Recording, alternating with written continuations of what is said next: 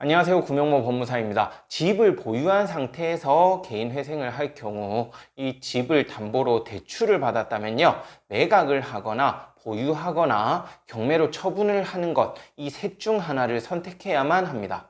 이번 시간에는 이 집을 경매로 처분할 수밖에 없는 그러한 사유에 대해서 설명드리겠습니다.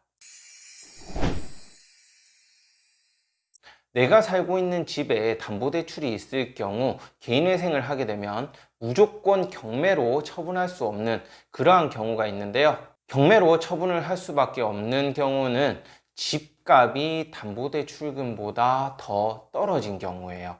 최근에는 그런 일이 상당히 많이 발생하고 있거든요. 집값이 많이 하락하면서 기존의 대출을 받은 것보다 오히려 집값이 더 떨어지는 거죠.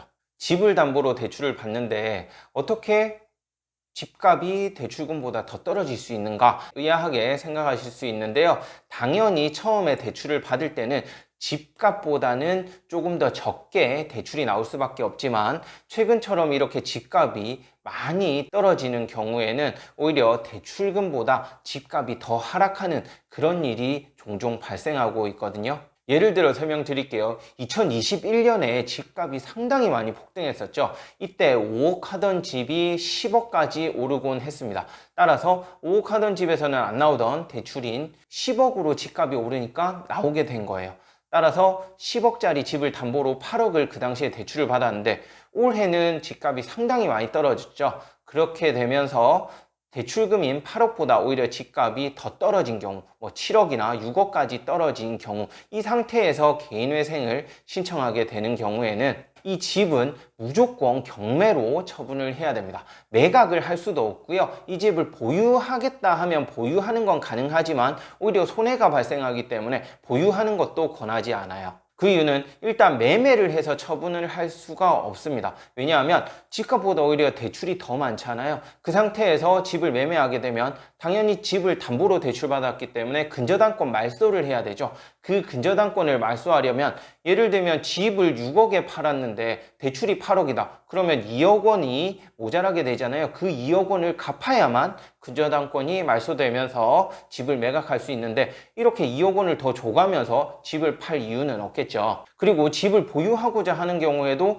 최근처럼 금리가 많이 상승한 상태에서 추후에 이 집의 가격이 무조건 오른다는 보장이 있다면 보유하면서라도 무리해서 진행을 할 수 있겠지만 집값이 무조건 오른다는 보장이 없잖아요. 그 상태에서 대출금 이자는 점점 늘어나고 있으니까 이때에는 무조건 경매로 처분을 하면서 개인회생을 진행하는 것을 권하거든요. 그 이유가 있는데요. 만약 이 집을 경매로 처분하는 경우에는 개인회생을 하게 되면 당장은 경매를 신청하지 못합니다. 채권자가 개인회생 인가 결정을 받은 이후에 경매를 신청할 수 있기 때문에 이 집을 경매로 처분해도 당장 이 집에서 나가야 되는 게 아니에요. 최소 적어도 6개월 이상은 이 집에 여전히 거주를 하면서 이사를 준비할 시간이 충분히 있거든요. 길게는 1년 이상도 충분히 시간이 있기 때문에 그 기간 동안 이사를 준비하면 되고요. 또한 경매로 이 집을 처분해야만 경매로 처분하고 나서 모자란 돈 있죠. 8억 원 대출을 받았는데 만약 6억 원에 낙찰이 됐다. 그 경우 2억 원이 모자라잖아요. 이 2억 원은 개인회생 채권에 포함이 되면서 개인회생 면책을 받으면 그 2억 원 전액이 탕감이 됩니다. 따라서 따로 돈을 갚지 않고 결국에는 탕감이 되기 때문에 개인회생을 하면서 경매로 반드시 처분을 하는 것이죠.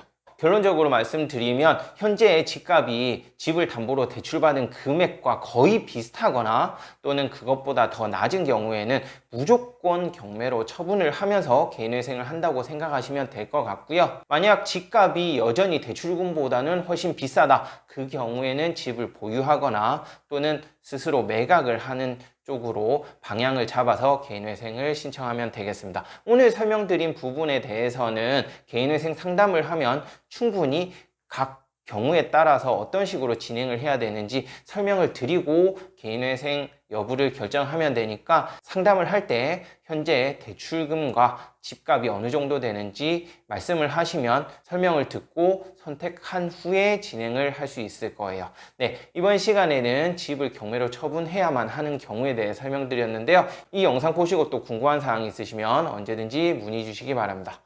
네, 끝까지 시청해 주셔서 감사하고요. 구독, 신청, 좋아요도 부탁드리겠습니다. 고맙습니다.